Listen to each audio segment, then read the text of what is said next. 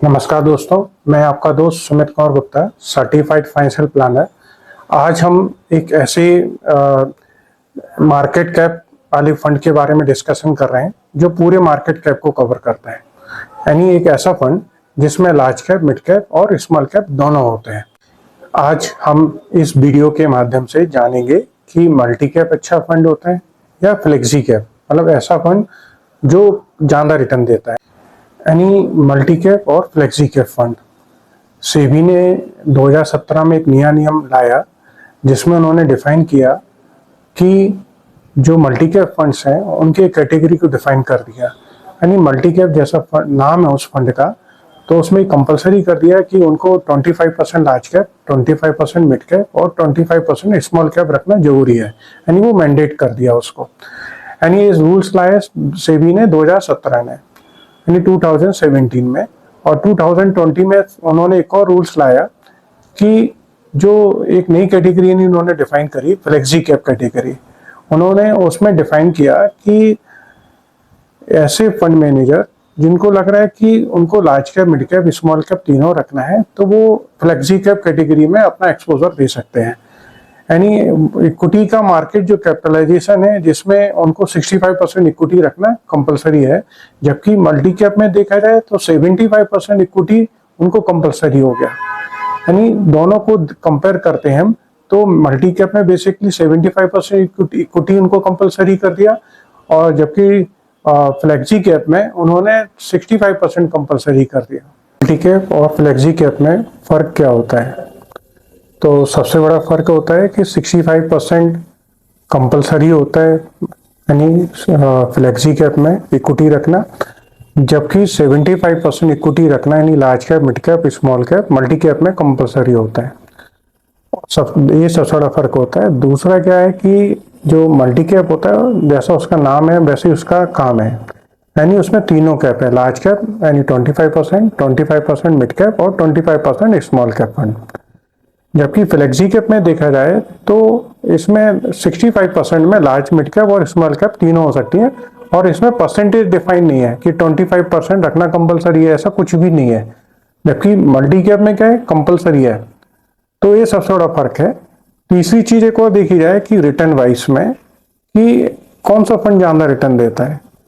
तो return wise देखा जाए तो हमने जो डेटाबेस चेक किया तो मार्केट में दो बड़े फंड्स हैं जिनका जो AUM है बहुत ज़्यादा है, जिसमें नंबर 1 पे तो आता है निप्पॉन का मल्टी कैप फंड, और दूसरे नंबर पे यदि हम कंपेयर करें तो पराग पारिक का फ्लेक्सी कैप। यानी मल्टी कैप और फ्लेक्सी कैप में जब हम कंपेयर करते हैं तो नंबर 1 पे मल्टी कैप आता है अपना निप्पॉन का, और फ्लेक्सी कैप में नंबर 1 पे आता है तो वो पराग पारिक का आता है। देखा जाए तो 1 ईयर में लगभग जो निप्पॉन के मल्टी कैप फंड ने रिटर्न दिए वो 42% दिए, जबकि जो फ्लेक्सी कैप फंड है उसने 34% रिटर्न दिए।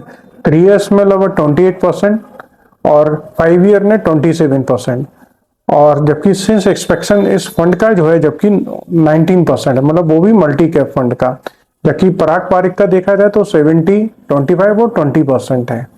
यानी इन पूरे डेटाबेस को कंपेयर करते हैं तो विनर जो है वो केवल मल्टी कैप फंड है। अब जनरली हर क्लाइंट जानना चाहता है कि कैपिटलाइजेशन कैसे डिफाइन होता है।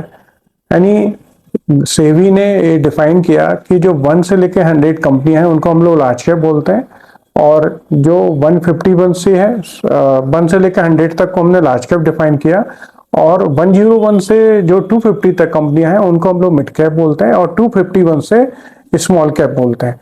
इस तरीके से सेबी ने डिफाइन किया कि ये तीनों कैप जो उन्होंने डिफाइन कर दिए। अब हम बात करते हैं बेनिफिट्स की, यानी फ्लेक्सी कैप फंड और मल्टी कैप जो फंड्स हैं उसमें क्या बेनिफिट है। तो सबसे बड़ा फर्क है, फ्लेक्सी कैप फंड्स में हमें फ्लेक्सिबिलिटी मिल जाती है पूरे मार्केट कैप को कवर करने के लिए, और जबकि मल्टी कैप फंड में देखा जाए एक बैलेंस एलोकेशन होता है, मतलब जिसमें large cap, mid cap, small cap तीनों बैलेंस कैटेगरी में रखना पड़ता है। दूसरा बेनिफिट देखा जाए कि जो टैक्सेशन है मतलब इन दोनों फंड्स में वो इक्विटी का है, यानी जो टैक्सेशन आएगा इक्विटी का है। यानी टैक्सेशन के पॉइंट ऑफ व्यू से देखा जाए तो दोनों फंड्स का यदि प्रॉफिट यानी जो 1,12,000 से ऊपर का होता है, यानी 1,12,500 से ऊपर होता है, तो उस पर 12.5% टैक्स देना पड़ता है, और उसके जो कम का अमाउंट होता है तो उस पर कोई टैक्स नहीं देना पड़ता है।